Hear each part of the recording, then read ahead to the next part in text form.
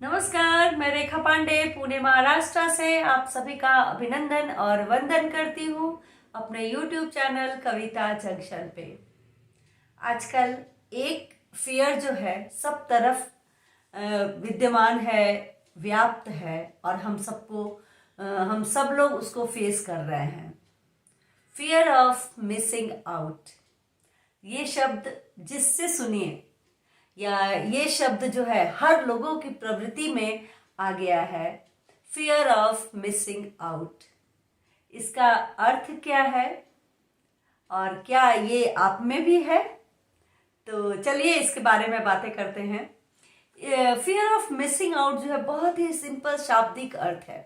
इसका अर्थ ये होता है कि जो चीज हमारे पास है उसकी हम वैल्यू नहीं करते हैं, बल्कि जो चीज नहीं है, जो चीज को हम मिसिंग है हमारे सराउंडिंग से या हमारे अंदर, उसको हम लोग याद करते हैं, उसके लिए सोचते हैं, उसके लिए परेशान होते हैं। इसको कहते हैं फियर ऑफ मिसिंग आउट। जैसे हम विद्यार्थी अगर हैं और घर में मन लगा के पढ़ रहे हैं किसी कॉम्पिटिटिव एग्जाम के लिए, और अपनी खिड़की से देखते हैं कि देखो तो वो बच्चा कितना अच्छा है, खेल रहा है, साइकिलिंग कर रहा है, मॉल जा रहा है, मूवी देख रहा है, कितनी अच्छी लाइफ है, और एक मैं जो अंदर बैठ के पढ़ रहा हूँ या पढ़ रही हूँ। मतलब अपनी वर्तमान कंडीशन से खुश नहीं रहना, दूसरों को देख करके हमेशा कूड़ते रहना। जैसे वर्किंग लेडीज जो रहती हैं वो खुश मतलब दुखी होती रहती हैं कि देखो तो हाउस वाइफ जो है कितना अच्छा से आराम से लेट के सो रही हैं, उनको कोई खास काम नहीं है, हम लोग इतना काम कर रहे हैं। अपोजिट जो वर्किंग लेडीज के बारे में जो हाउस वाइफ्स हैं वो सोचती हैं उनको कितना आराम है, कोई घर की चिंता नहीं है, वो आराम से नौकरी करती हैं, पैसे भी कमाती हैं, समाज में इज्जत भी रहता है। लेकिन जब दोनों से पूछी जाए कि कैसी कंडीशन है तो वो असली कंडीशन अपनी बताएगी। छोटे छोटे बच्चों को घर से छोड़ करके बाहर आना, समाज में परेशानियों को भी फेस करना, ये वर्किंग लेडी बताएगी, और घर की समस्याएं कैसी हैं वो हाउसवाइफ्स बताएंगी। तो इस तरीके से हमारे पास जो है, हमारे पास अगर स्वास्थ्य है, खुश हैं, घर में खुशी है, लेकिन हमारे पास थोड़े से पैसे की कमी है तो हम खुश नहीं रहेंगे, क्योंकि आजू बाजू में देखेंगे कि देखो उसका कितना पैसा है, कितना, भले ही वो रोज हॉस्पिटल के चक्कर लगाते रहे, घर में लड़ाइयों की आवाज आती रहे, लेकिन हमारा खुशहाल स्वास्थ्य और खुशहाल परिवार हमें अच्छा नहीं लगेगा। जब बच्चा पैदा लेता है तो कुछ दिन तक तो ठीक चलता है, लेकिन जब वो पहली दूसरी क्लास में आता है तो जीवन की खींचतान शुरू होती है। नंबर ज़्यादा आना चाहिए, रेस में भी अच्छा होना चाहिए, ड्राइंग पेंटिंग तो आनी ही चाहिए क्योंकि मैंने जो तुम्हें टीचर लगाए हुए हैं, डांस भी होना चाहिए, म्यूजिक की विधा है तो भी होनी चाहिए। सारी विधाओं के साथ ये कंपटीशन और जो फियर जो है मिसिंग वाला साथ आगे बढ़ती रहती है जिंदगी। फिर आगे गए, अच्छे कॉलेज में एडमिशन होना चाहिए, उसके बाद भी हमारा कंपटीशन नहीं थमा, अच्छे नौकरी मुझे चाहिए, अच्छा सैलरी चाहिए। धीरे धीरे ये ऐसे हमको अच्छा के चक्कर में ऐसे दिमाग में घर कर जाता है कि जब बड़े बगल वाले की जब तरक्की होती है तो उस हमको अच्छा नहीं लगता, बल्कि चाहते हैं कि उसका खराब हो जाए और हमारा अच्छा हो जाए। अब यहाँ पे शुरू होती है आपको परेशानियों का दौर कि हम दूसरे की जो खराबी सोच करके अपनी मीनार अगर खड़ी करते हैं इन विकारों के साथ, तो मीनार कितने दिन अच्छे से रहेगी? वो मीनार डिप्रेस रहेगी, वो कंपटीशन वाली मीनार रहेगी, वो फ्रस्ट्रेशन वाली मीनार रहेगी। कोई तो आएगा जो आपसे अच्छा हो जाएगा, आपसे ज़्यादा कमाएगा, आपसे ज़्यादा हेल्दी रहेगा, आपसे ज़्यादा वेल्दी रहेगा, फिर कौन थामेगा हमें?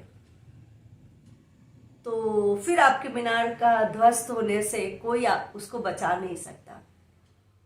मैं बार बार कहती हूँ कि इनर हैप्पीनेस उसको हम लोग को बढ़ाना चाहिए, और आजकल लोग जो है प्लेजर बढ़ाने पे लगे हुए हैं। हैप्पीनेस और प्लेजर ये दोनों वर्ड साथ साथ चलते हैं और ज़्यादातर लोग इसमें डिफ्रेंशिएट नहीं कर पाते हैं। जो हैप्पीनेस और प्लेजर जो है, इसमें एक बहुत पतली सी लाइन होती है, थीन लाइन होती है इनके अंतर करने के लिए। हैप्पीनेस जो है उसमें कोई पैसे की जरूरत नहीं पड़ती है, वो सिर्फ आपका जो इंटरनल सेटिस्फैक्शन से ही आपको जो इनर हैप्पीनेस प्राप्त होती है। आप किसी की हेल्प कर दो, किसी से प्यार से बातें कर दो, कुछ ऐसी चीज करो जो आपको खुशी फील हो, रिलैक्स फील हो। आप किसी की मदद करके देखिए, आपको सही में अच्छा लगेगा, बहुत अच्छा फील होता है। किसी जरूरतमंद को अगर हम खाना भी भरपेट खिला देते ना, तो उसका जो मुंह का सेटिस्फैक्शन देखते हैं, तो हमारा जो हैप्पीनेस लेवल का ग्राफ जो है वो बहुत हाई हो जाता है। बट जो है प्लेजर देखते हैं, तो प्लेजर आज के डेट में आदमी के जो पेट पे बंधा हुआ टाइम बॉम्ब हो गया है। प्लेजर क्या है, हम पैसे से जो चीजें खरीदते हैं, जैसे हम गए मार्केट में, बहुत बढ़िया बढ़िया ब्रांडेड कपड़े लाए, ज्वेलरी लाए, डायमंड लाए, बड़ी सी गाड़ी खरीद लिए, अपना फॉरेन ट्रिप कर लिए, और पैसे से जितने पैसे खर्च करे और हम खुश होते गए। थोड़ा समाज पे दिखावा भी होगा कि बहुत पैसे वाले हैं वो लोग। ये प्लेजर खुशी जरूर देती है, नो डाउट, लेकिन ये खुशी बहुत लिमिट रहती है। जब उस प्लेजर का कारण खत्म होगा, फिर दुख शुरू हो जाता है। इधर आपका पैसा खत्म हो जाए या आपका शौक खत्म हो जाए, कुछ भी हो सकता है। जब तक पैसा है तब तक हम उड़ रहे हैं, जिस दिन पैसा खत्म, खुशी खत्म।